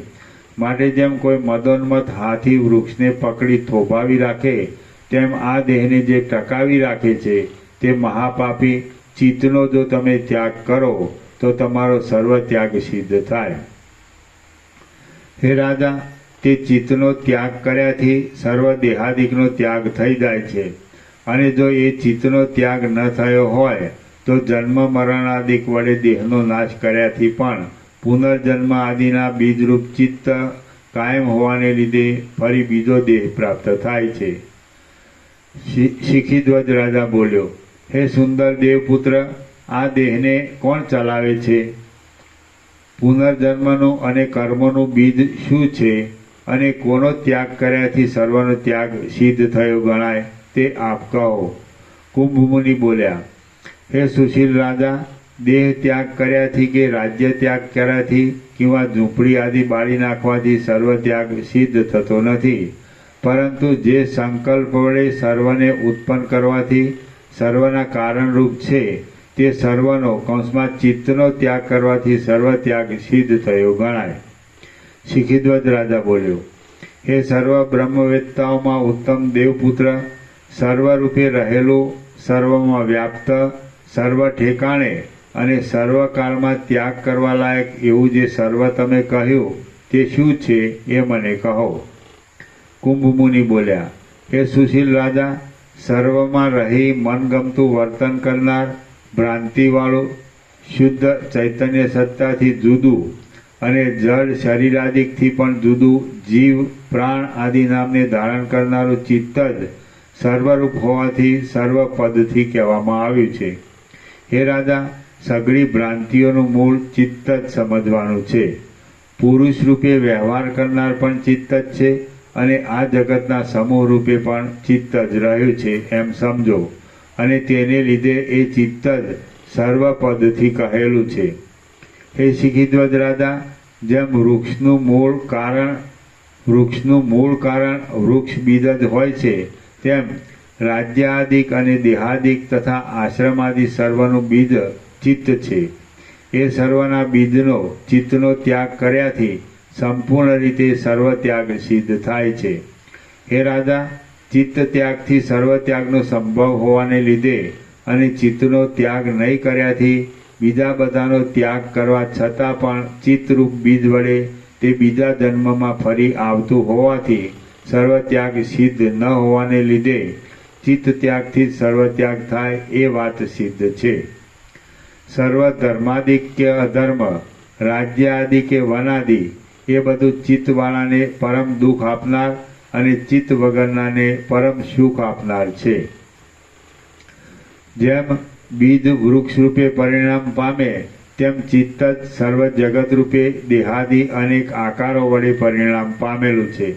વૃક્ષને જેમ પવન ચલાવે કંપાવે, પર્વતને જેમ ધરતીકંપ ડોલાવે અને દમણને લુહાર ચલાવે ધમે છે, તેમ દેહને ચિત્ત જ ચલાવે પ્રવૃત્તિ કરાવે છે. સર્વ પ્રાણીઓમાં પ્રસિદ્ધ ઉપભોગોનો, જરા મરણ જન્મ આદિ દેહધર્મોનો તથા મહાત્માઓમાં રહેનાર સમદમાદિક શુભ ગુણોનો કૌંસમાં તેવી તેવી ગાંઠી વાસનાવાળું ચિત્ત જ અતિ દ્રઢ આશ્રય છે. શાંતિને નહીં પામેલું એ ચિત્ત જ અંદર મનન કરવાથી મન રૂપે અને પ્રાણોને ચલાવવાની ચેષ્ટાથી જીવ રૂપે થઈ જઈ બહાર અનેક દેહાદિક આકારો વડે જગત રૂપે સ્ફુરે છે. એ મહાત્મા શીખીદ્વત એ ચિત્ત પોતાના સંકલ્પ વિકલ્પ આદિ વ્યાપારમાંથી વિરામ ન પામવાને લીધે બુદ્ધિ, મહત્તત્વ, અહંકાર, પ્રાણ અને જીવ ઇત્યાદિ તેવા ક્રિયાને અનુકૂળ પડતા નામો વડે કહેવામાં આવે છે. એ રીતે ચિત્ત સર્વરૂપ હોવાથી સર્વ શબ્દથી કહેવામાં આવ્યું છે. વળી તેનો ત્યાગ કર્યાથી સર્વ આદ્યો તથા વ્યાધ્યોનો અંત આવે છે અને પછી સર્વ ત્યાગ સિદ્ધ થાય છે. એ ત્યાગને જાણનારાઓમાં શ્રેષ્ઠ મહાબાહુ શીખીદ્વત ચિત્ત ત્યાગ એ જ સર્વ ત્યાગ છે એમ તત્વવેત્તાઓનું સમજવું છે. અને તે સિદ્ધ થવાથી શું સત્ય આત્માનંદનો અનુભવ નથી થતો? થાય છે જ. ચિત્તનો ત્યાગ કર્યાથી બુદ્ધિના દ્વૈત અને અદ્વૈત મનોમય હોવાથી સર્વ પ્રકારે નાશ પામે છે. દ્વૈત એટલે કાર્યનો કારણમાંથી આવિર્ભાવ થાય છે એમ માની તેમાં બેપણાની બુદ્ધિ તે દ્વૈત બુદ્ધિ. અદ્વૈત એટલે ક્રમથી કાર્યનો કારણમાં લય માની તેમાં એકપણાની બુદ્ધિ તે ઐક્ય બુદ્ધિ. ચિત્તનો ત્યાગ કર્યાથી બુદ્ધિના દ્વૈત અને અદ્વૈત મનોમય હોવાથી સર્વ પ્રકારે નાશ પામે છે અને પરમ શાંત, સ્વચ્છ, નિર્વિકાર એક બ્રહ્મ તત્વ જ બાકી રહે છે. આ સંસારરૂપી ધાન્ય ઉગવાનું ચિત્ત એ જ ક્ષેત્ર છે. તો ક્ષેત્ર જો ધાન્ય ઉગે નહીં તેવું થઈ ગયું હોય તો પછી સાળ વગેરે ધાન્યનો ક્યાંથી સંભવ હોય? ન જ હોય. જેમ જળ તરંગ રૂપે પરિણામ પામે છે તેમ વિચિત્ર વાસનાવાળું ચિત્ત જ ભાવ અને અભાવવાળા પદાર્થોના આકાર રૂપે પરિણામ પામે છે. હે રાજા, જેમ સામ્રાજ્યથી સર્વ અર્થ સારી રીતે સિદ્ધ થાય તેમ ચિત્તને ઉખેડી નાખવારૂપી સર્વ ત્યાગથી સદાકાળ બધું સારી રીતે પ્રાપ્ત કરી શકાય છે. હે ત્યાગી રાજા શીખીદ્વત, જેમ તમને બીજો પદાર્થ રાજ્યાદિક સર્વ ત્યાગના વિષયરૂપ છે કે જેનો તમે ત્યાગ કર્યો, તેમ અહંકાર રૂપે કિંવા ચિત્ત રૂપે અવશેષ રહેલા તમે પોતે પણ બીજા કોઈના શુદ્ધ આત્માના છો. તેથી તે અહંકારનો ત્યાગ કરવા લાયક છો અને તે ત્યાગ કરવા યોગ્ય અહંકારને કિંવા ચિત્તને તમે ગ્રહણ કરી રાખેલું છે. તેથી તમારો સર્વ ત્યાગ સિદ્ધ થતો નથી. સંસારના સઘળા પદાર્થોનો ત્યાગ કરવો એટલે કે સઘળું કાંઈ આત્માનું સ્વરૂપ છે એવું જેણે જાણ્યું છે તેને સૂતરનો તાંતણો જેમ મોતીની અંદર પરોવાઈ રહ્યો હોય તેમ આ સર્વ પરમાત્મામાં જ પરોવાયેલું લાગે છે. સંસારના સઘળા પદાર્થોનો ત્યાગ કરવો એટલે કે સઘળું કાંઈ આત્માનું સ્વરૂપ છે એવું જેણે જાણ્યું છે તેને સૂતરનો તાંતણો જેમ મોતીની અંદર પરોવાઈ રહ્યો હોય તેમ આ સર્વ પરમાત્મામાં જ પરોવાયેલું લાગે છે. જેણે સર્વ ત્યાગ કર્યો તેના આકાશના જેવા શૂન્ય સ્વરૂપમાં પણ આ સર્વ જગત જેમ તાંતણામાં મોતીઓ પરાઈ રહે તેમ ત્રણેય કાળમાં પરોવાઈ રહેલું લાગે છે. જે તેલ વગરના દીવાની પેટે સર્વનો ત્યાગ કરે છે તે પોતે ચૈતન્ય બ્રહ્મ થવાથી તેલવાળા દીવાની પેટે સર્વત્ર પ્રકાશે છે. જે આ દેખાતા સર્વ જગતનો ત્યાગ કરી તેલ વગરના દીવાની જેમ શાંત થઈ રહે તે સર્વત્ર સમાનપણે વર્તી તેલવાળા દીવાની જેમ પ્રકાશ રૂપે શોભી રહે છે. જેમ રાજ્ય, વન, મૃગચર્મ, કમંડલો, માળા, ઝૂંપડી વગેરે સર્વ વસ્તુઓનો ત્યાગ કર્યાથી કેવળ તમે પોતે એક જ માત્ર બાકી રહો છો તેમ આ સર્વ અંદરના અને સર્વ બહારના પદાર્થોનો ત્યાગ કર્યાથી એકમાત્ર જ્ઞાનરૂપ શુદ્ધ પરમાત્મા જ બાકી રહે છે. હે પ્રિય રાજા, જેમ સર્વ વસ્તુઓને બાળી મૂકી બાકી રહેલા તમે તમારા પોતાના સ્વરૂપથી જુદા નથી, તેમ સર્વનો ત્યાગ કરતા અવશેષ રહેલ પરમાત્મા પોતે કાંઈ મોક્ષથી જુદા કહી શકાતા નથી, પણ તે રૂપ જ છે. જેમ આકાશ પોતે શૂન્ય હોવા છતાં અનેક મોટા સૂર્ય, ચંદ્ર, નક્ષત્ર આદિનો આશ્રય છે, તેમ સર્વત્યાગ સર્વનો અભાવ હોવાને લીધે શૂન્ય જેવો છે, છતાં પણ તે સર્વ સત્તાઓના આશ્રયરૂપ છે. જેમ આકાશમાં ઘંટી ટાંકવાની ટાંકણી કાંઈ બાદ કરી શકતી નથી, તેમ સર્વત્યાગરૂપી રસનું કાંઈક પણ પાન કર્યાથી અસંગ થઈ ગયેલા પુરુષને જરા, મરણ ઇત્યાદિ ભય કાંઈ પણ બાદ કરી શકતા નથી. નિર્મળ સ્વરૂપનો બોધ કરનારી મોટાઈનું કારણ સર્વત્યાગ જ છે, કેમ કે સર્વત્યાગ કર્યાથી બુદ્ધિ એકદમ સ્થિર થઈ જાય છે. સર્વત્યાગ એ જ પરમ આનંદરૂપ છે, તે સિવાય બધું મહાભયંકર દુઃખ આપનાર છે. એ વાત હૃદયમાં રાખી પછી તમને જે ઈચ્છા થતી હોય તે કરો. જેમ સમુદ્રનું જળ વડવાગ્નિમાં જાય છે, તેમ પાછું બીજું જળ નદી દ્વારા આવે છે, તે જ પ્રમાણે જે પુરુષ સર્વનો ત્યાગ કરે તેને પાછું તે બધું આવી મળે છે. જેમ પાત્રના પોલાણ ભાગમાં જ રત્ન આદિ રહી શકે છે, તેમ એ સર્વત્યાગની અંદર જ આત્માને પ્રસન્ન કરનારું જ્ઞાન રહ્યું છે. શાક્ય મુનિ કે જે વેદથી વિમુખ હતા અને અતિ નીચ હતા, તેમજ કળી કાળમાં જન્મ્યા હતા, તે પણ સર્વનો ત્યાગ કરી મેરુની પેઠે સ્થિર રહ્યા હતા. હે મહારાજ, સર્વત્યાગ એ સર્વ સંપત્તિઓનું રહેવાનું સ્થાન છે, કેમ કે જે પુરુષ કાંઈ લેતો નથી તેને સર્વ આપી જાય છે. હે રાજા, તમે સર્વનો ત્યાગ કરી આકાશની જેમ અસંગ, સ્વસ્થ અને શાંત રહી તમારું જે ખરું રૂપ છે તે રૂપે બ્રહ્મ રૂપે થઈને રહો. હે ઉદાર સ્વભાવવાળા રાજા શિખીધ્વજ, પ્રથમ આ સર્વનો ત્યાગ કરી દઈ પછી એ ત્યાગ કરવામાં સાધનરૂપ થયેલા ચિત્તનો પણ ત્યાગ કરી હું ત્યાગ કરનાર છું એવું ત્યાગનું અભિમાન કરાવનાર અહંકારરૂપી મેલને પણ મૂકી દઈને તમે જીવન મુક્ત થાઓ. શ્રી યોગ વાસિષ્ઠ મહારામાયણમાં નિર્વાણ પ્રકરણના પૂર્વાર્ધનો શિખીધ્વજ અવબોધન નામનો સર્ગ 93મો સમાપ્ત. સર્ગ 94મો ચિદ્રૂપદ અવશેષ રહે એવો બોધ.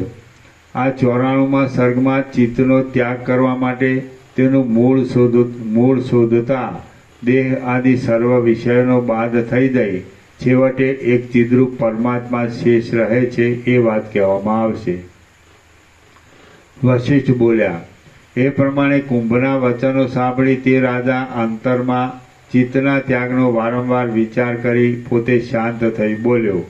શિખીધ્વજ રાજા બોલ્યો, હૃદયરૂપી આકાશમાં પક્ષીની જેમ રહેલું અને હૃદયરૂપી વૃક્ષમાં વાંદરાની જેમ રહેનાર એ ચિત્ત મારું નથી એમ મેં ત્યાગ કર્યા છતાં વારંવાર પાછું આવી ઊભું રહે છે. હે ઉત્તમ દેવપુત્ર, માછલું જેમ આતુરતાથી જાળમાં ફસી પડી તેનો સ્વીકાર કરી લે તેમ હું એ ચિત્તનો મમત્વ બુદ્ધિથી સ્વીકાર કરવાનું તો જાણું છું, પરંતુ જેમ દ્રવ્યનો ત્યાગ કરી શકાય છે તેમ એ ચિત્તનો ત્યાગ કરવાનો ઉપાય હું જાણતો નથી. માટે હે સમર્થ મહાઐશ્વર્યવાળા દેવપુત્ર, પ્રથમ આપ બરાબર એ ચિત્તનું સ્વરૂપ કહો અને પછી તે ચિત્તના ત્યાગનો ઉપાય બરાબર રીતે કહો. કુંભ મુનિ બોલ્યા, હે રાજા શિખીધ્વજ, વાસના જ ચિત્તનું સ્વરૂપ છે એમ તમે સમજો. અને જગતમાં પણ ચિત્ત એટલે વાસના એમ કહેવામાં આવે છે.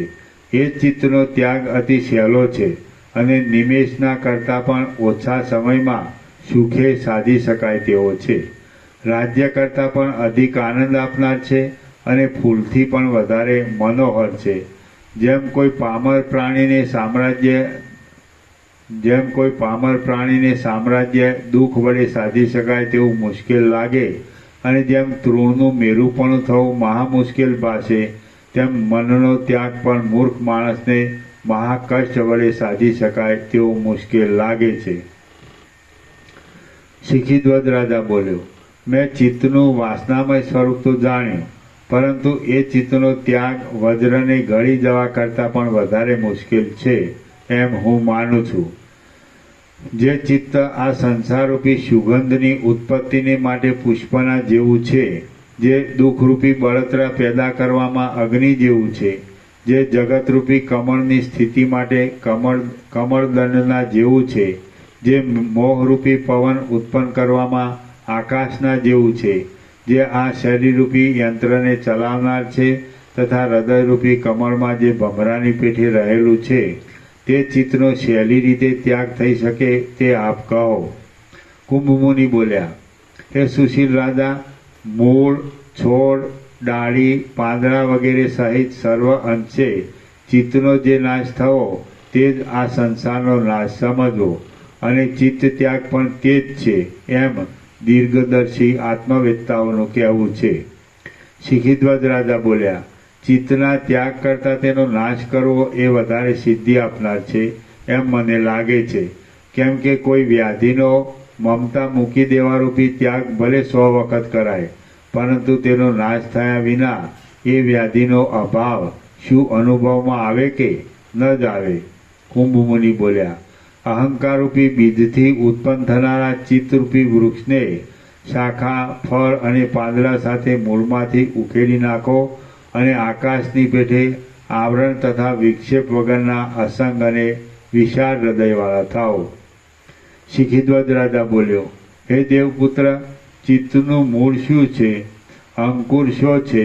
તેનું ઉત્પત્તિ સ્થાન ક્ષેત્ર કયું છે? કઈ ડાળીઓ, થડ શું છે અને શી રીતે તેને ઉખેડી શકાય છે? કુંભમુનિ બોલ્યા, હે મહાબુદ્ધિમાન શિખીધ્વજ, અહમભાવને ઉત્પન્ન કરનાર અહંકાર જ ચિત્તનો અભિમાની પ્રસિદ્ધ છે, અને એ અહંકારને જ ચિત્તરૂપી વૃક્ષનું બીજ તમે સમજો. પરમાત્માના પ્રતિબિંબ રૂપને આશ્રય આપનારી માયા જ એ ચિત્તરૂપી વૃક્ષનું ક્ષેત્ર છે, કે જે માયા આ સઘળા માયામય પ્રપંચનું પણ ક્ષેત્ર છે. એ બીજમાંથી પ્રથમ પ્રગટ થઈ ચિદાભાસને લીધે અનુભવને આકારે સ્ફૂર્તિ અને નિરાકાર છતાં પણ નિશ્ચયાત્મક સ્વરૂપવાળી બુદ્ધિ જ એ ચિત્તરૂપી વૃક્ષનો અંકુર છે. એ બુદ્ધિરૂપી અંકુરની સ્થૂળતા થતાં સંકલ્પ રૂપે જે સ્ફુરણ થવું તે જ ચિત્ત અને મનન કરવાથી મન કહેવાય છે. પરમાર્થ દ્રષ્ટિથી જોતા નિર્વિકારપણાને લીધે જીવ આકાશના જેવો શૂન્યરૂપ અને અસંગ છે, તથા પાષાણની પેઠે અછેદ્ય અને અદાહ્ય છે. અછેદ્ય એટલે ન કપાય એવો, અદાહ્ય એટલે ન બળે એવો, તથા આકાશના જેવો તે જ ચિત્ત જે એ બુદ્ધિરૂપી અંકુરની સ્થૂળતા થતાં સંકલ્પ રૂપે જે સ્ફુરણ થવું તે જ ચિત્ત અને મનન કરવાથી મન કહેવાય છે. પરમાર્થ દ્રષ્ટિથી જોતા નિર્વિકારપણાને લીધે જીવ આકાશના જેવો શૂન્યરૂપ અને અસંગ છે, તથા પાષાણની પેઠે અછેદ્ય તથા અદાહ્ય છે. માત્ર તે સાક્ષીરૂપ હોવાથી જે ચિત્તના ધર્મનો સંબંધ તેમાં દેખાય છે તે ભ્રાંતિ વડે મિથ્યા જ કલ્પાયેલો છે. એ ચિત્તરૂપ વૃક્ષનું થડ તો સ્નાયુ, હાડકાં અને રસ આદિ ધાતુઓથી ભરેલો આ દેહ જ છે. વસંત ઋતુની પેઠે પોતપોતાના યોગ્ય કાળમાં શાખા આદિ બીજા પ્રદેશમાં અંકુર ફૂટવા સારું અનેક રૂપે ઉદય પામતી વાસના જ એ ચિત્તરૂપી વૃક્ષનો રસ છે. એ ચિત્તરૂપી વૃક્ષની ઘણી લાંબી, બહુ દૂર ફેલાયેલી અને અતિ વિસ્તારવાળી શાખાઓ તે ઇન્દ્રિયો જ છે. જન્મ મરણ આદિ અનેક અનર્થો ઉત્પન્ન કરનારા અને શુભાશુભ પુણ્ય પાપરૂપ ફળોથી ખીચોખીચ ભરેલા તુચ્છ ભોગો જ એ ચિત્તરૂપ વૃક્ષની નાની નાની શાખાઓના જબરા સમૂહરૂપ છે. એવા આ ચિત્તરૂપી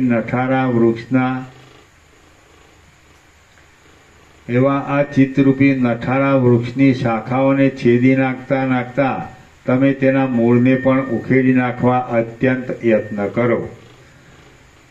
શિખીધ્વજ રાજા બોલ્યો, હે દેવપુત્ર, એ ચિત્તરૂપી વૃક્ષની ડાળીઓને છેદતા કયો ઉપાય કરવો કે જેથી તેના મૂળનો પણ સંપૂર્ણ નાશ થાય તે કહો. કુંભમુનિ બોલ્યા, આ ચિત્તરૂપી વૃક્ષની પુણ્યપાપરૂપી ફળોને ડોલાવતી ડાળીઓ તે વાસનાઓ જ છે. તે વાસનાઓને વિષયોમાંથી આસક્તિનો ત્યાગ કરી ઉત્પન્ન ન થવા દેવામાં આવે તો અંદર જ તેઓ જ્ઞાનના બળથી છેદાઈ જાય છે. જે પુરુષ પોતાના મનને સર્વત્ર આસક્તિ વગરનું કરી વાદ અને વિચારોને પણ સમાવી દઈ મૌન ધારણ કરી પ્રાપ્ત થયેલું કાર્ય કરે જાય છે તે પુરુષની ચિત્તરૂપી લતા છેદાઈ ગયેલી જ હોય છે. જે પુરુષ પ્રથમ ચિત્તરૂપી વૃક્ષની લતાઓના સમૂહને પોતાના પુરુષ પ્રયત્નથી છેદી નાખી છેદવાના કામમાં દ્રઢ થઈ ગયો હોય તે જ મૂળને છેદી નાખવા યોગ્ય થાય છે. શાખાઓને છેદી નાખવી એ ગૌણ કાર્ય છે અને મૂળને છેદી નાખવું એ મુખ્ય કાર્ય છે. માટે તમે એ ચિત્તરૂપી વૃક્ષના મૂળને જ ઉખેડી નાખવા તૈયાર થાઓ. હે મહાબુદ્ધિમાન રાજા, મૂળને ઉખેડી નાખવું એ જ વાત મુખ્ય છે.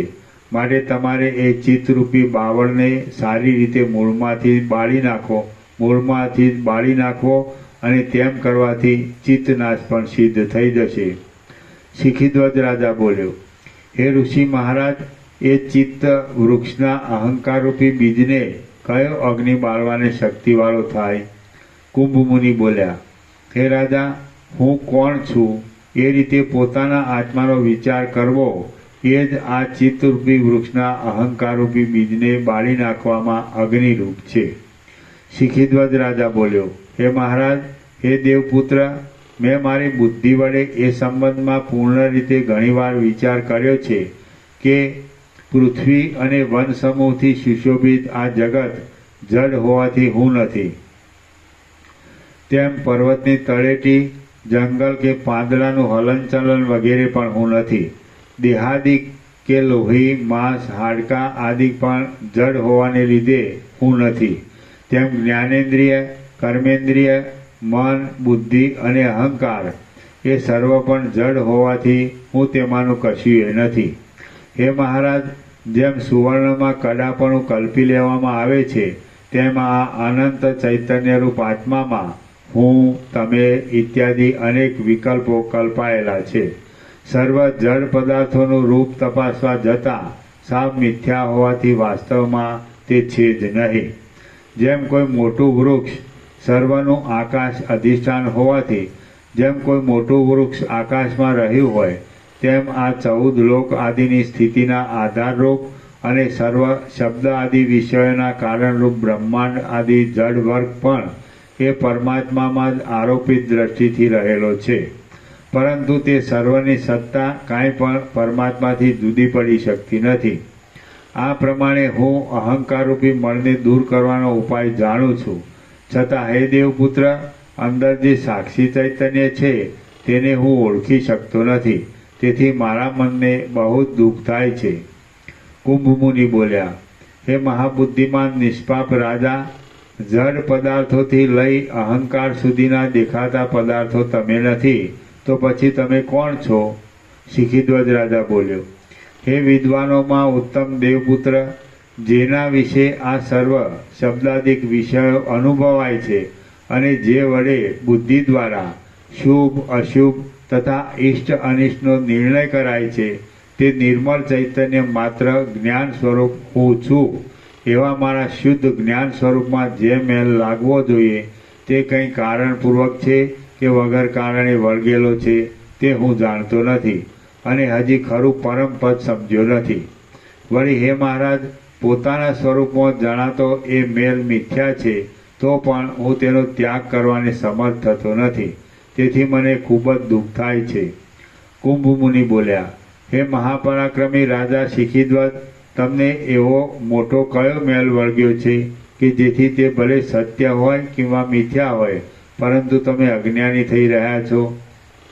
શિખીધ્વજ રાજા બોલ્યા, ચિત્તરૂપી વૃક્ષના બીજરૂપ અહંકાર જ મને મેલ રૂપે વળગ્યો છે તેનો ત્યાગ કરવાનો બરાબર હું જાણતો નથી, કેમ કે વારંવાર ત્યાગ કર્યો છતાં તે પાછો ફરીથી દેખાય છે. કુંભમુનિ બોલ્યા, દરેક પ્રકારના કાર્ય કારણમાંથી પેદા થાય છે એ વાત જગ જાહેર છે. તે સિવાય કારણ વિનાનું જો કાંઈ કાર્ય જોવામાં આવે તો તે બે ચંદ્રમાની પેઠે ભ્રાંતિ માત્ર જ છે. વાસ્તવિક રીતે તે છે જ નહીં. કારણથી કાર્ય ઉત્પન્ન થાય છે, જેમ કે અહંકારથી આ સંસારરૂપી અંકુર ઉત્પન્ન થાય છે. આ નિયમ પ્રમાણે તમે હમણાં એ અહંકારનું કારણ શોધી કાઢી મને કહો. શિખીધ્વજ રાજા બોલ્યો, હે તત્વવેત્તાઓમાં શ્રેષ્ઠ દેવપુત્ર, દેહાદિક પદાર્થોનું જે જાણવું છે તે જ આ હું છું એવા અહંકારરૂપી દોષનું કારણ છે. માટે જે રીતે શાંત થાય તે આપ કહો. ચેતન સ્વરૂપ દ્રષ્ટા દેહાદિ દ્રશ્ય પદાર્થોમાં પ્રકટ થાય એટલે તે દ્રશ્ય દેહાદિક હું છું એવો અહંકાર સ્થિર થઈ રહે છે. માટે હે મહારાજ, એ અહંકારની શાંતિને માટે દ્રશ્યની શાંતિનો ઉપાય પણ આપ કહો. કુંભમુનિ બોલ્યા, દેહાદિક પદાર્થોનું તેઓ છે એમ જે જાણવું તેનું પણ શું કારણ છે તે એક વખત તમે મને કહો. એ કારણ તમારા જાણવામાં છે તે વિશે તમે કહ્યા પછી તમારું બતાવેલું એ કારણ જે ક્રમથી કારણ જ ન રહે એ ક્રમમાં હું તમને બોધ કરીશ. દ્રશ્ય દર્શન રૂપે રહેલ જ્ઞેય જ્ઞાનનું એટલે જાણવા યોગ્ય દેહાદિક પદાર્થોનું જાણવું તે.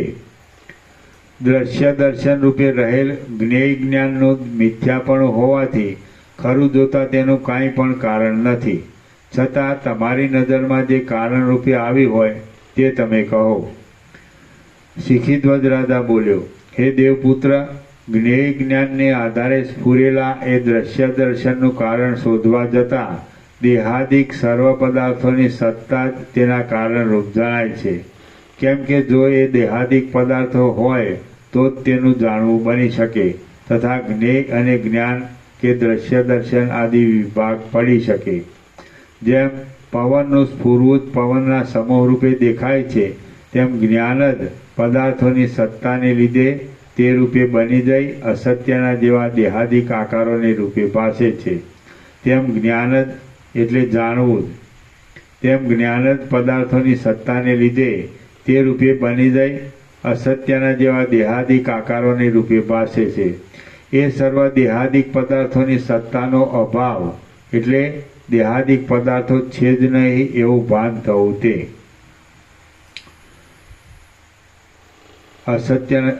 એ સર્વ દેહાદિક પદાર્થોની સત્તાનો અભાવ મારા અનુભવમાં ઉતરતો નથી કે જે વડે ચિત્તના બીજરૂપ અહંકારનું જ્ઞાન નિવૃત્ત થઈ જાય.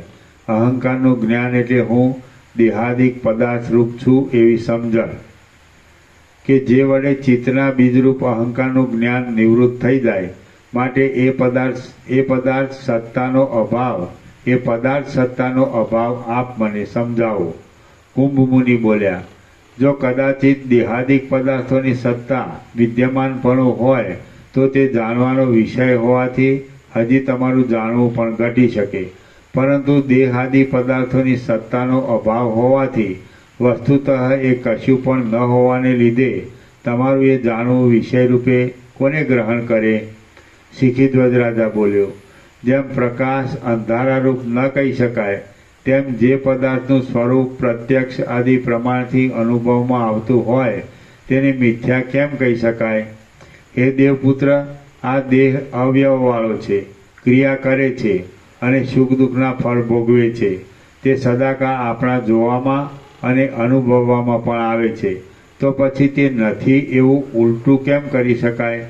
કુંભમુનિ બોલ્યા, હે રાજા, કાર્યનું કાંઈ પણ કારણ જ ન હોય તે કાર્ય ખરું જોતા છે જ નહીં, અને જે દેખાય છે તે વહેમ છે. જેમ કાંઈ વૃક્ષ આદિ પદાર્થ બીજ વિના ઉત્પન્ન ન થાય તેમ કારણ વિના સ્વપ્ન દેહની પેઠે કાર્યરૂપે જણાતું આ શરીર પણ વસ્તુતઃ કોઈ દિવસ છે જ નહીં. જે કાર્ય કારણ વિના પોતાની દ્રષ્ટિ આગળ સત્યની પેઠે અનુભવમાં આવતું હોય તે ઝાંઝવાના જળની પેઠે માત્ર દ્રષ્ટાની એટલે જોનારની ભ્રાંતિથી જ દેખાય છે એમ તમે સમજો. આ દેહ આદિ નહીં હોવા છતાં મિથ્યા ભ્રાંતિથી જ ઝાંઝવાના જળની પેઠે દેખાય છે. જેમ અતિ પ્રયત્નવાળો મનુષ્ય હોય તો પણ તેને ઝાંઝવાનું જળ મળતું નથી, કેમ કે તે મિથ્યા છે.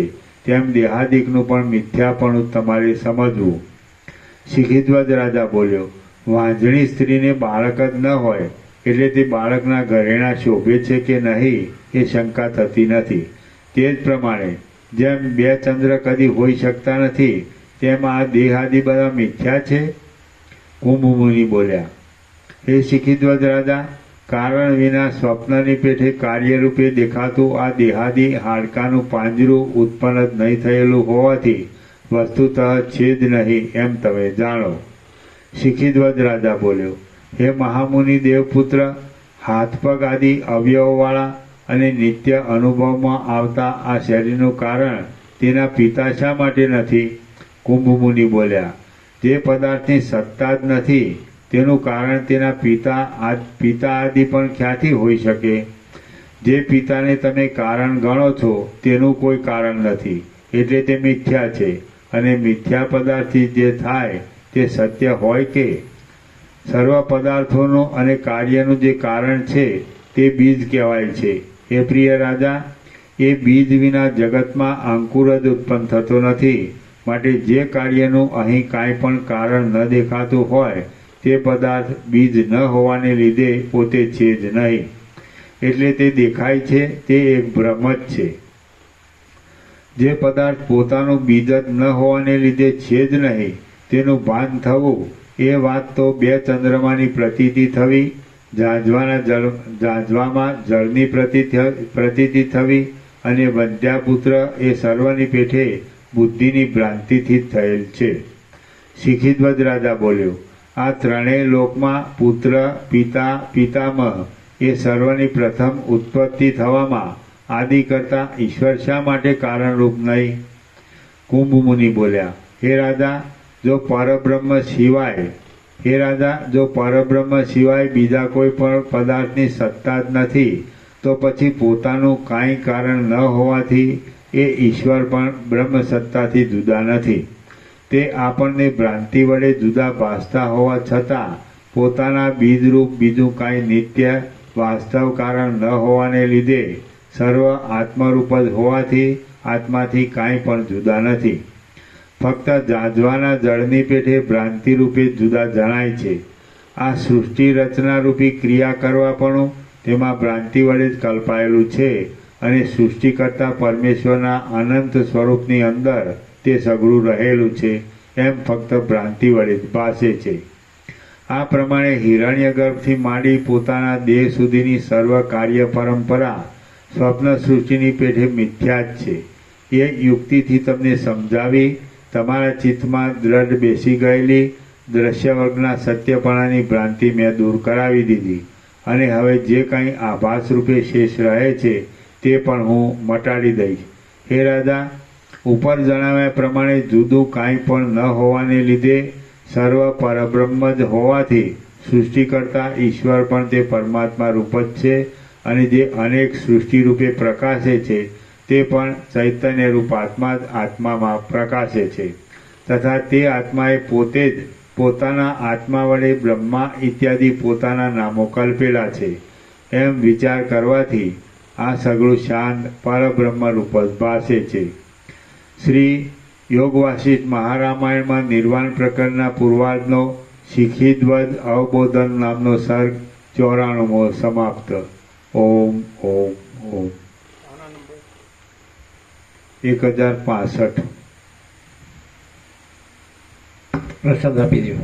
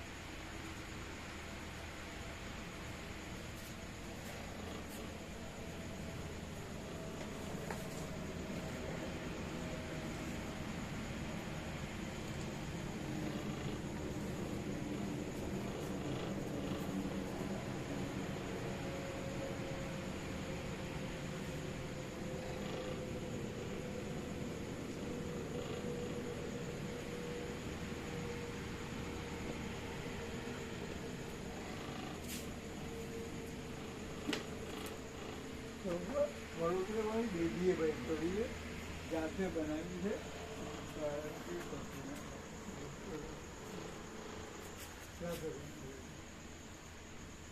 શું કરવાનું? પ્રભુ એમની મારા છે બરાબર પ્રસાદ કરીને બધી ખરારું કે મૂકી એમનામાંથી ગમે છે પ્રભુ રાખે સૌથી સારું છે તમારે રાખવાનું કે પ્રસાદ તરીકે પાછા જીવા કરતા કરી દેવા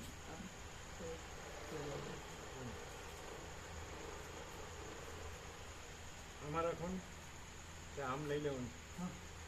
આની જરૂર નહીં ને? પ્રોટેક્શન પૂરતું જ છે આને રાખવાનું.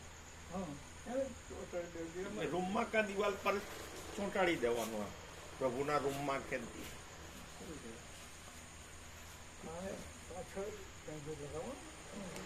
કઈ પાછળ ટેપ લગાવીને ચોંટાડી આપવાનું. ટુ-વે ટેપ લગાડીને આપણે પેલી ગાડીમાં કેમ પ્રભુનો ફોટો નીચેથી ચિટકાવીને રાખીએ છીએ, આનંદ પ્રભુએ બનાવેલું તે રીતે. તો અમને આપીએ છીએ.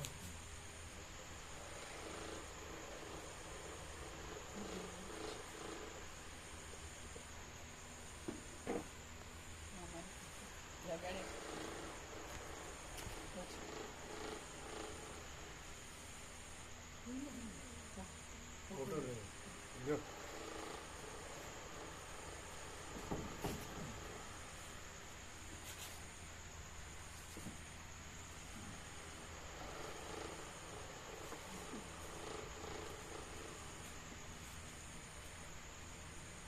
કેરળ રાખો બરાબર સામે પર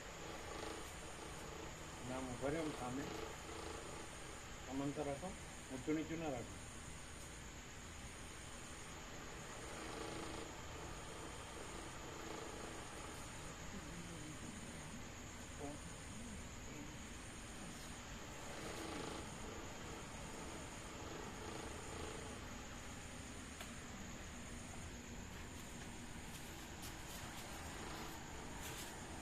બરાબર.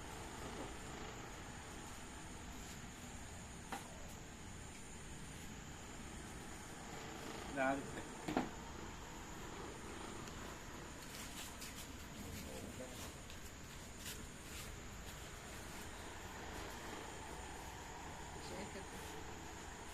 વડોદરા એમને બેબી છે એમણે બનાવ્યું. ને ઓમ એમ પ્રભુ જેમ હસ્તાક્ષરમાં હોય એ રીતનો ઓમ કુદરતી આવેલો છે. એમને એ તો ત્યાં જાય છે ને, જર્મની જાય છે ને, ફ્રાન્સ જાય છે. ફ્રાન્સ લેંગ્વેજ પોતે જાણે, ટીચર ફ્રાન્સ ભણાવે છે ને, હા ફ્રેન્ચ ફ્રેન્ચ ભણાવે છે ત્યાં. એ છે લ્યો અહીંના એમના બેબી એ ક્યારેક ક્યારેક આવતા હોય કેરળ, પણ આમ વડોદરા અને ફ્રાન્સ જાય છે અને ફ્રેન્ચ જે ભણાવે છે ને. હા ફ્રેન્ચની ટીચર છે. ઇન્ટરનેશનલ આઈબી સ્કૂલ હોય ને, ઇન્ટરનેશનલ બોર્ડ સ્કૂલ, એમાં ફ્રેન્ચની ટીચર છે. ફ્રેન્ચ લેંગ્વેજ ભણાવે. હા, ફ્રેન્ચ લેંગ્વેજના ટીચર. એમને મેં યોગવાસીના 2 ભાગ આપેલા હા હા અને રમણનું વાક્ય પણ આપેલું. રમણનું વાક્ય આપણે એ લાડો લાવ્યા હતા ને ત્યારે. હા અને અમે હમણાં પેલું રમણનો ઉપદેશ ફોટાવાળું ખરું ને, એ બી અમે એમને આપ્યું છે. પછી એમને પીડીએફ બનાવીને પીડીએફ દિનામણી આપણે મોકલ્યું હતું ને, પછી પીડીએફમાં એટલે દરેકને આખી બુક એને પીડીએફ બનાવીને બરોડામાં અને પછી મને મોકલી હતી. મેં પછી દિનામણીને વ્યાપકમાં જેને એમને મોબાઈલમાં જોવું હોય તે જોઈ શકે. એટલે એ વાક્ય રમણનું અમે આપેલું, એમને કાઢી આપેલું મોબાઈલમાં. એ કેમ કે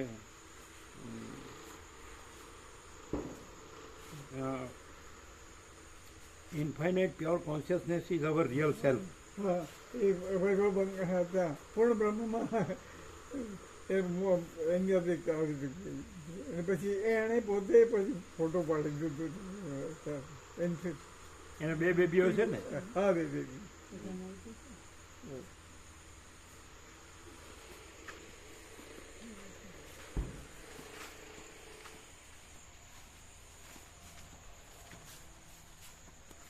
આ લઈ લેજો.